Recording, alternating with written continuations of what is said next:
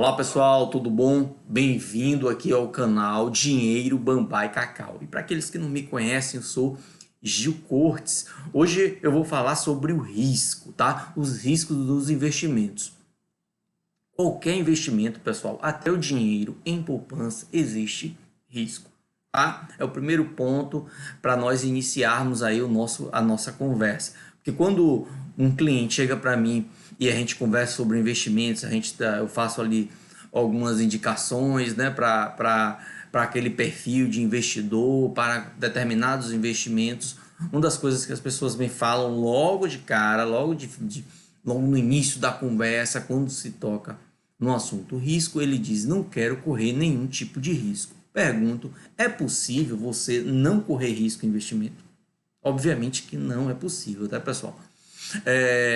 O risco, na verdade, está inerente aí à nossa própria vida, né? Se a gente sai na rua, tem um risco de você levar uma topada, né?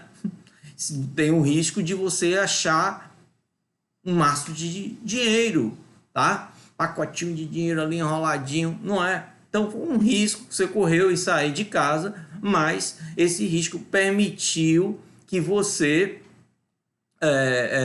acontecesse algo não muito feliz ou feliz, certo? Então isso é o risco. A gente conhecer o risco é fundamental, pois eu posso, a partir do conhecimento do risco, eu trazer as vantagens que esse risco, em tese, é, é, comprometeria os meus ganhos quando eu trago para mim como vantagem para que, de certa forma, valorize as minhas rentabilidades, certo? Por isso que esse assunto é muito importante, certo? Bem, o risco, eu vou colocar uma situação hipotética aqui, porque a partir dessa situação hipotética, bem simples, permite linkar com conceitos, com tipos de risco que vocês vão ver aí quando fizerem outras leituras, quando aprofundar um pouco mais, que eu recomendo demais, não se limita só ao vídeo aqui não, certo? Então, a situação hipotética é a seguinte: eu vou investir, pego meu dinheiro e levo até uma instituição financeira e lá faço um investimento, ok? Simples, tranquilo. Só que essa instituição financeira, ela quebra, tá? Se ela quebrou, automaticamente eu não vou ver mais o meu dinheiro, eu vou perder o meu dinheiro, não é? Não é isso que acontece? Ok, essa é a situação A, situação 1. Vou agora para uma situação 2. Eu agora vou lá investir meu dinheiro, só que eu pego esse dinheiro e divido em duas partes. A primeira eu coloco no banco A e a segunda parte eu coloco no banco B, ok? Banco A quebra, eu vou perder todo o meu dinheiro, como na primeira situação hipotética lá apresentada? Não, não vou, porque parte do meu dinheiro eu coloquei no banco B, certo? Bom, foi bom colocar em dois bancos? Obviamente que foi bom. Então eu posso dizer que foi bom diversificar, não é isso? Foi bom diversificar, ok? Com esse termo diversificar, você vai encontrar aí nas leituras vindouras aí, feita por vocês, que existe o risco diversificável, né? Então, o que é o risco diversificável? É aquele que permite diluir o risco com a diversificação. Então, chama-se de risco diversificável, certo? Beleza. Esse risco diversificável é o mesmo que chamar de risco não sistemático. São sinônimos, a mesma coisa. Risco não sistemático, ok? Se eu tenho um risco não sistemático, eu vou ter que tipo de risco agora, pessoal? Risco sistemático, certo? Bom, o risco sistemático é o risco... Vou dar um exemplo aqui para facilitar, para concatenar as ideias e facilitar o aprendizado. Você está na fila de banco e, de repente, o caixa levanta, o funcionário levanta e diz assim: olha, pessoal, o sistema caiu. O que é que acontece depois disso? Você sente e chora, né? Porque sem o sistema, você não vai fazer absolutamente nada, ok? Onde é que eu quero chegar? O sistema que eu quero me referir aí com esse exemplo, com essa situação, é o risco, é o sistema financeiro. Plano Collor. O governo determina que o dinheiro depositado ali, alocado, investido em poupança fossem preso, tá? Bloqueado. Se eu tenho meu dinheiro na poupança, no banco A e também no banco B, eu diversifiquei, né? Colocando em bancos distintos. A decisão do governo vai afetar os dois bancos? Vai. Então, ou seja, esse risco sistemático é um risco que a diversificação não é suficiente para contorná-lo, tá? Ela é infrutífera, na verdade. Com a diversificação, eu consigo diminuir o risco, tá? Não sistemático, né? Não sistemático. Agora, o sistemático não tem jeito, porque envolve o sistema financeiro como um todo. E aí a diversificação por si só não contorna o risco sistemático. Entenderam isso? Ok. Bom, se eu tenho um risco diversificável igual ao não sistemático, automaticamente eu tenho o sistemático, que agora o sinônimo de sistemático vai ser o quê? Não diversificável, certo? São sinônimos, a mesma coisa. Ou seja, por que não sistemático? Por que não diversificável? Pelo exemplo, né? Ficou fácil.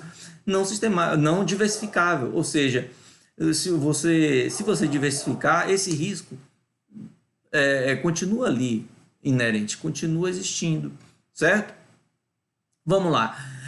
Outro termo importante aí que você vai conhecer de risco, tipo de risco, né? O risco de mercado, tá? O governo, muito equiparado, tá, pessoal, com o risco sistemático, ok? Risco de mercado. O governo vai lá e altera a taxa Selic para cima, para baixo. Isso aí vai ter influência direta nos investimentos como um todo, no banco A, no banco B, no banco C, tá? Nos investimentos de uma maneira geral. Vai ter impacto. Tá? O governo chega lá e determina um novo tratamento na taxa de câmbio, certo? Isso aí vai acontecer o quê? Refletir nos investimentos de uma maneira geral, da mesma forma. Então, o risco de mercado, ele também tem essa característica de fazer com que a diversificação não seja suficiente para eliminar esse risco. Tá? Então, o risco sistemático é equiparado aí a um risco de mercado. Tá? Podemos assim considerar, para facilitar bem o entendimento aí, né? Esse entendimento inicial. Ok? Bem, então vimos. Vamos resumir porque não fazer confusão. Nós aprendemos o risco sistemático, que é a mesma coisa de não diversificável, certo? O risco não sistemático, que é a mesma coisa que diversificável. Aprendemos também o risco de mercado. Posso dizer que esse risco de mercado é o mesmo risco sistemático, certo? Muito bem. Outro risco comum, outra nomenclatura de risco muito comum que você vai encontrar aí nas suas leituras é o risco de crédito. O risco de crédito qual é? É eu combinar com você, tá? Uma prestação de serviço e você vai me pagar por ela, ok? Então chega no momento de presta o serviço, na hora de você me pagar, você não paga. Isso é o risco de crédito. Eu não estou recebendo o que foi pactuado, né? Você investiu num determinado título, num determinado ativo, e na hora de receber os rendimentos, simplesmente o banco não lhe paga, certo? Isso é um risco de crédito. Aquele exemplo que nós demos, né?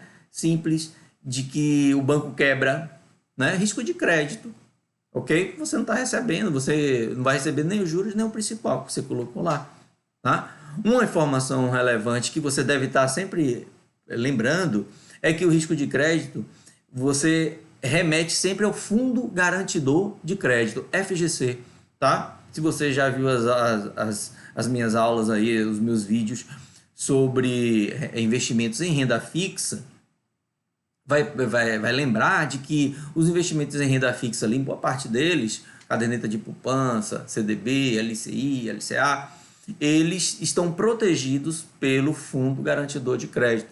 Então, nessa situação que o banco quebra, tá? E o seu dinheiro está investido num ativo desse, um investimento desse aí que eu citei, um LCI, por exemplo, você vai ter garantido pelo fundo garantidor que você receba aquele valor mesmo o banco quebrando, tá? Mesmo o banco quebrando. Lembrando que o FGC tem um limite lá de 250 mil, né, por CPF. Certo, pessoal? Ok, então risco de crédito, linkar sempre com fundo garantidor de crédito. Outra nomenclatura que você usa aí, que você vai ver por aí, é o risco de liquidez. Todo investimento tem um risco de liquidez, certo? Por exemplo, existem no mercado os fundos imobiliários, tá? Fundos imobiliários. De repente eu adquiro um fundo imobiliário e o risco ele tem uma liquidez muito baixa. Ninguém quer comprar. Eu boto à venda, mas ninguém compra, tá? Porque o risco, a liquidez dele é muito baixa, certo? Para você que ainda não investe, pensa assim: liquidez é a possibilidade de você transformar o ativo em dinheiro, certo? Então você tem uma casa, você tem a casa, você tem um carro e você tem uma joia, certo? Qual desses três ativos você consegue transformar em dinheiro mais rápido? Qual é? A joia, né? Porque você pegou a joia ali, vendeu, fácil, né? Você tá com o dinheiro na mão. Para vender o carro já dá mais trabalho. Qual é mais líquido? O carro ou a casa? O carro, tá? Porque o carro eu consigo transformar em dinheiro mais rápido. E a casa, o valor é maior, documentação, achar um interessado que pague o valor que eu quero, né? Enfim, a liquidez de um imóvel ela é baixa liquidez, né? Então, esse é o conceito de liquidez, então você tem um risco de liquidez. Você faz um investimento, aí o seu gerente diz assim, olha, no resgate, ele tem D mais 3, ou seja, a liquidez ficou um pouco comprometida, porque no momento que eu preciso do dinheiro, eu tenho que esperar 3 dias, né, para poder ter esse dinheiro na mão, certo? Às vezes tem alguns investimentos que tem carência, então você só vai poder resgatar aquele dinheiro depois de 1 ano, depois de 2 anos, certo? Então é um conceito importante que vai influenciar aí na rentabilidade dos ativos e você deve conhecê-los, certo? Pois bem, vimos aí os principais riscos. Uma coisa que eu quero que fique muito bem registrado contigo é o seguinte: é importante você conhecer os riscos, porque se você quer ter uma rentabilidade maior, tá? Eu quero ter sempre uma rentabilidade, todo mundo quer. Naturalmente, você tem que estar exposto a maior risco, certo? A maior risco. Você vai sair de uma renda fixa, por exemplo, que o risco é menor, para uma renda variável, certo?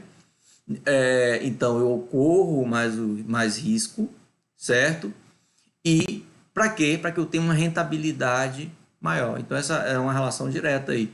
Então, eu corro mais risco para ter uma rentabilidade maior. Sendo que, como não é...